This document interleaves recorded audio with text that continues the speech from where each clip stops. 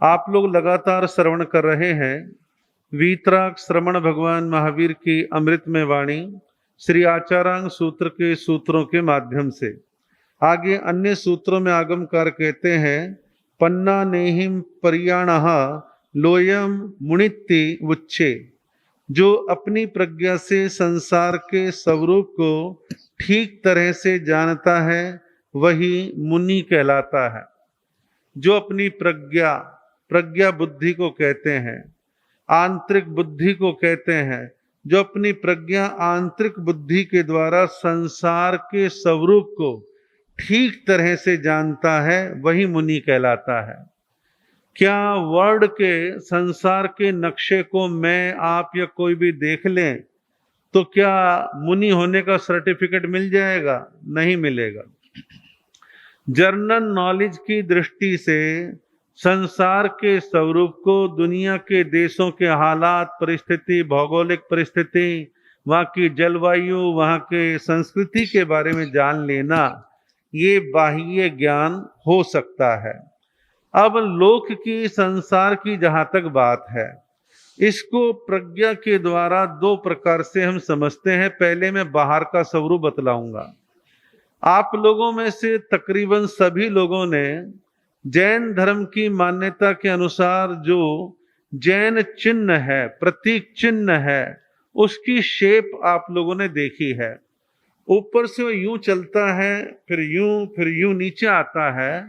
ये जो शेप है, ये शेप शास्त्रों में तो बहुत पहले से लिखी है, लेकिन 1975 में भगवान महावीर के 25वें निर्वाण वर्ष के अवसर पर जैन आचार्यों, विद्वानों और संतों ने मिलकर के जैन प्रतीक चिन्ह का एक स्वरूप निर्धारित किया।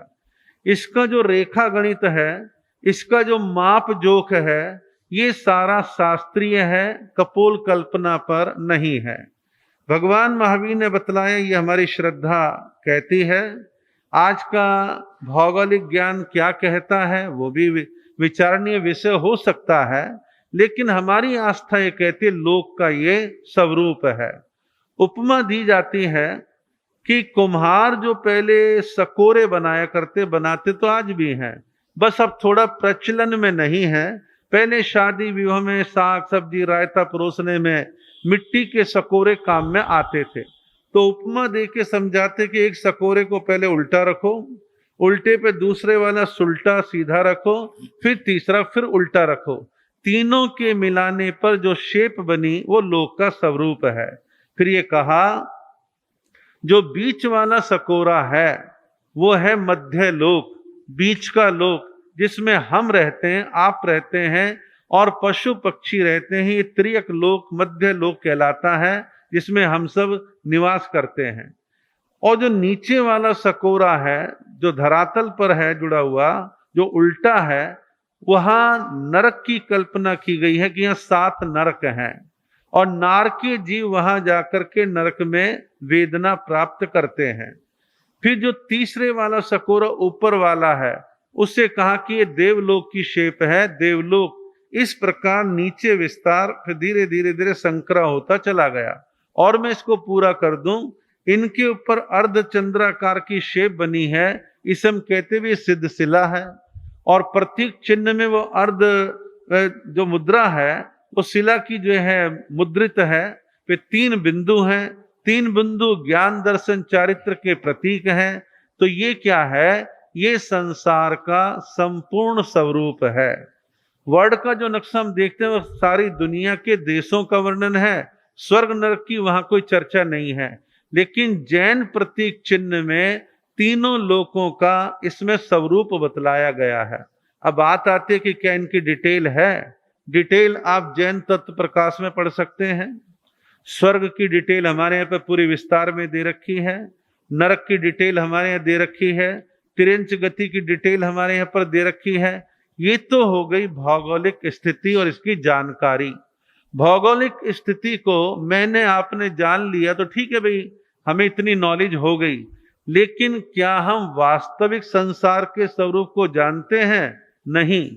यहां जिस संसार की बात करी गई है वो ये है, दुनिया में 4 गति 84 लाख जीवा योनि में जो कुछ सुख दुख चल रहा है वो जीवों के कर्मों के अनुसार चल रहा है।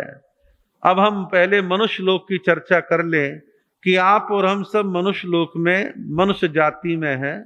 हमारे यहाँ क्या सारे लोग सुखी हैं या सारे दुखी हैं? सुखी भी हैं, दुखी भी हैं। जो कहते हैं हम बहुत सुखी हैं, उन्हें भी कई प्रकार के डर, भय, लूट खसोट की चिंता, रोग बीमारी का ख्याल वो उनके मनों में भी छाया रहता है। अभी अंबानी के यहाँ पे शादी हुई, क्या उन्होंने अपने बेटे को पतला करने के लिए उपाय नहीं किए होंगे? किए होंगे, लेकिन क्या सफलता मिल पाई होगी? नहीं मिल पाई। तो पैसा ही सब कुछ नहीं है, पैसा ही पैमाना नहीं है। किसी को मानसिक सुख और आनंद है, शारीरिक नहीं है।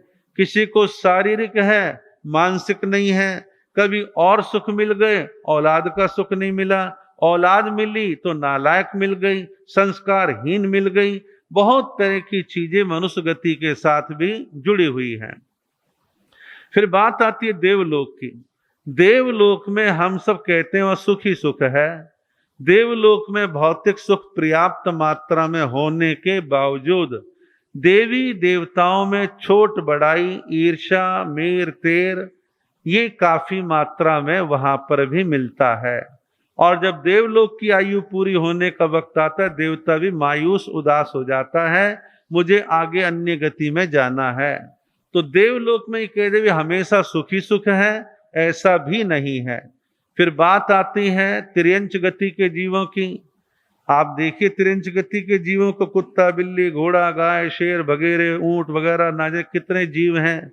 बड़ी मात्रा में ऐसे जानवरों को मांसाहारी लोग काट के खा जाते हैं। उनके विभिन्न अंगों, चर्बी आदि का यूज करने की तैयारियां बहुत तरह से दुनिया में करने वाले करते हैं और होता भी है। और दवाइयां बनती हैं, उसमें वेज नॉन वेज का सारा उल्लेख दवाइयों में सब प्राप्त होता है। तो क्या त्रियंच गति में पर्याप्त सुख है? नहीं है।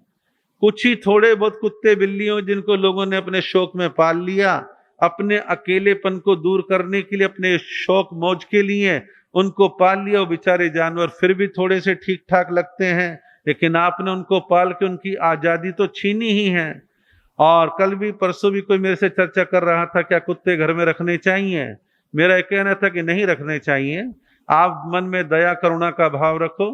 आप टोस्ट खिलाओ, ब्रेड खिलाओ, रोटी खिलाओ, दूध पिलाओ, घायल का इलाज करो, लेकिन घरों के लायक ही जानवर नहीं है। आपके किचन में जाते हैं, आपके बेड पे चढ़ते हैं, बाल झाड़ते हैं, और घर का एक मेंबर तो कुत्ते के पीछे पीछे लगा रहता है। उसकी माला जाप, सामायिक संवर, अपने निजी काम सब रह जाते हैं। तो इस प्रकार टाइम को वेस्ट नहीं करना। तो बात यहाँ चली त्रियंच गति की। तो त्रियंच गति के पशु पक्षी जगत को भी बहुत तरह के कष्टों का सामना करना पड़ता है। और चौथी गति नरक की आती है।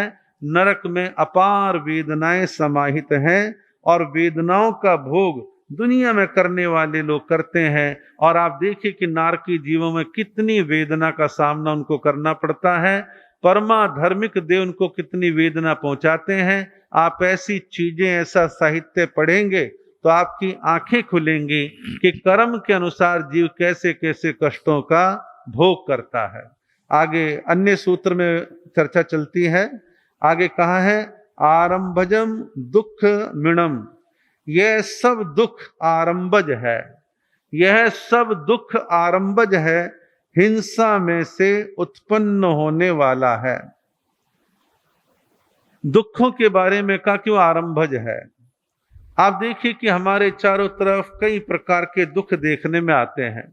जब हम उसके बैक पे जाते हैं, पीछे जाते हैं, तो उसका मूल कारण आपको हिंसा मिलेगी, आरंभ मिलेगा। हमारे यहाँ हिंसा के लिए एक शब्द आता है आरंभज, आरंभ। हमारे यहाँ कहते हैं ना आरंभ समारंभ नहीं करना। तो आरंभ जो शब्द है ये हिंसा का ही एक दूसरा पर्यायवाची शब्द है। तो आरंभज यानी हिंसा के द्वारा ही सारे प्रकार के दुख देखने में आते हैं। अनेक प्रकार के कष्टों को हम देखते हैं, उसके मूल में आरंभ हिंसा है। एक जीव ने आरंभ यानी कि मांसाहार करने की प्रवृत्ति बनाई, स्वयं जानवर काट लेता या कटे कटाए को लेके आ जाता, बात तो एक ही है। लेकिन कहीं ना कहीं मांसाहारी व्यक्ति पशुओं की हिंसा में अपनी भागीदारी तो कर ही रहा है ना, कर्म का बंधन तो बांध ही रहा है। तो इस प्रकार मांसाहार करने वाले हों, दूसरे प्रकार से हिंसा फैलाने वाले हों, उसमें कष्ट ही कष्ट है, दुख ही दुख उसको माना है। पंजाब में 15 साल आतंकवाद चला, क्या पंजाब सुखी रह पाया? क्या पंजाब आर्थिक तरक्की कर पाया? जितनी इंडस्ट्रीज थी वो वहां से उठ उठ के हरियाणा में, हिमाचल में चली गई।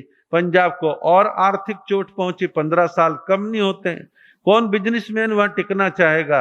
बिजनेसमैन बिजनेस वहां करना चाहेगा जहां शांति होगी, अमन चैन होगा, अपहरण नहीं होंगे, हिंसा नहीं होगी, वहां व्यापारी व्यापार करना चाहेगा। आपने और हमने देखा काफी लंबे समय तक दो वर्गों का संघर्ष श्रीलंका में चला, और वो श्रीलंका में तमिल और सिंगलियों के संघर्ष में दुनिया भर की हिंसा वहां पर देखने में आई।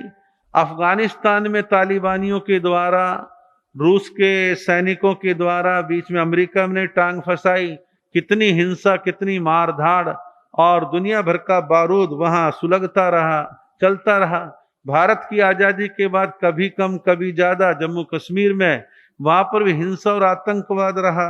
इराक ईरान में ऐसी हिंसा चली, अब यूक्रेन रूस में चल रही है, और इस समय जो है फिलिस्तीन और इजराइल में चल रही है। भाव कहने का ये है, हिंसा अपने पीछे दुख, पीड़ा, खेद छोड़ करके जाती है। अभी एक हमास का बड़ा व्यक्ति मारा गया, उसको मारा गया जो भी है, उसके तीनों बेटे मारे गए, उनकी पत्नियां मारी गई, पोते पोतियां मारे गए, और वो स्वयं भी मारा गया। ये सब चल रहा है। अब ए मरे चाहे बी मरे, बाद वाले जो बचते हैं वो सालों साल रोते ही रहते हैं। उस परिवार के सदस्यों के आंखों के आंसू सूख नहीं पाते हैं। अब किसी ने किसी को मार दिया तो कोई महिला विधवा हो जाती है, कोई बच्चा अनाथ हो जाता है। अनाथ बच्चा कितने लंबे समय तक स्ट्रगल करता है, संघर्ष करता है, पढ़ाइयां छूट जाती हैं, उसका शोषण होता है, जो वास्तविक विकास उसका होना चाहिए बच्चे का नहीं हो पाता है। और एक विधवा महिला जिसके पति को कहीं हिंसा में मार दिया गया है, कितने लंबे समय तक वेदना भोगती रहती है, चाहे वो सैनिक के रूप में मरा है, चाहे किसी गुंडे बदमाश मवाली ने मारा है। हिंसा तो हिंसा है। तो हिंसा कोई सुखद नहीं है। तो कहा है यह सब दुख आरंभज, यानी हिंसा से उत्पन्न होता है। तो दुनिया में सार क्या है? सार है अहिंसा, सार है दया, सार है करुणा। और ठीक है, मैं ये कह दूं यहां से बैठ के कि सारी दुनिया में अहिंसा आज आ जाए। गांधी जी ने कोशिश कर ली, विनोबा भावे ने कोशिश कर ली, नेल्सन मंडेला ने अपने जमाने में कोशिशें कर ली। ठीक है, कोशिश करनी भी चाहिए, इससे निराश नहीं होना। और कोशिश करने वाले के आसपास कुछ समय तक तो शांति अमन का वातावरण बनता ही है।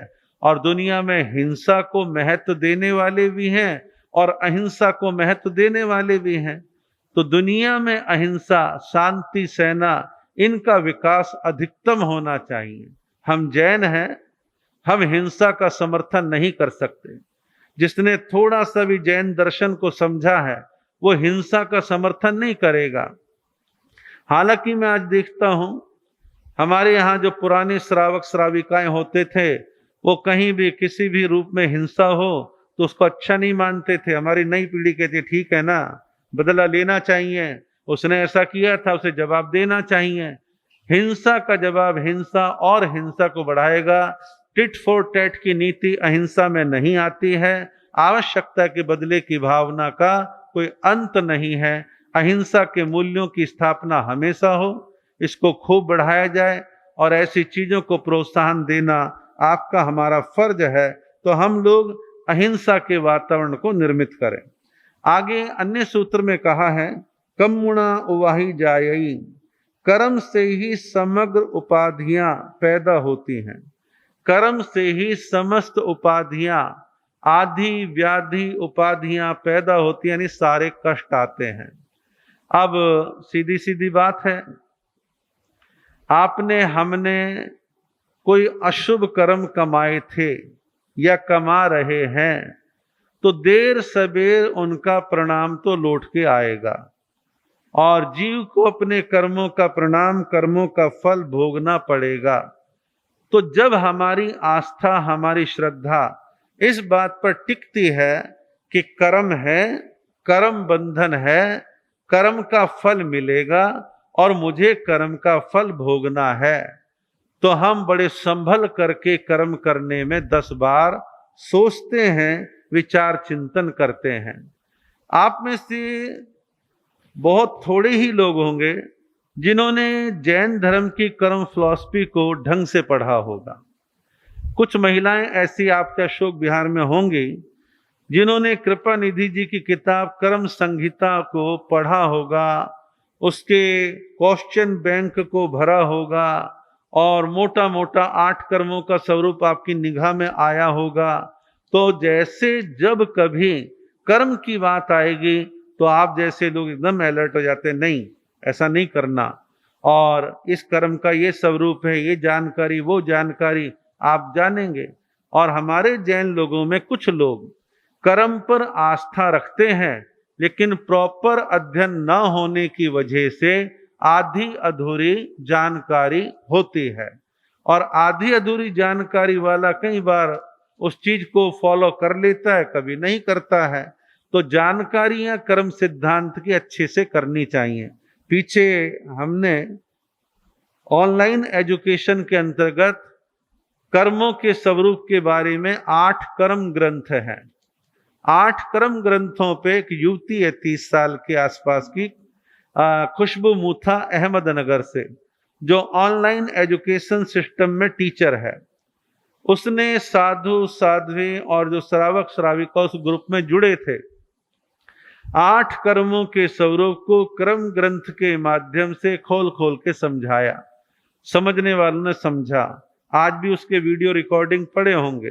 तो भाव कहने का यह है कि हमारे को कर्म स्वरूप को जानना चाहिए, उस पर श्रद्धा करनी चाहिए।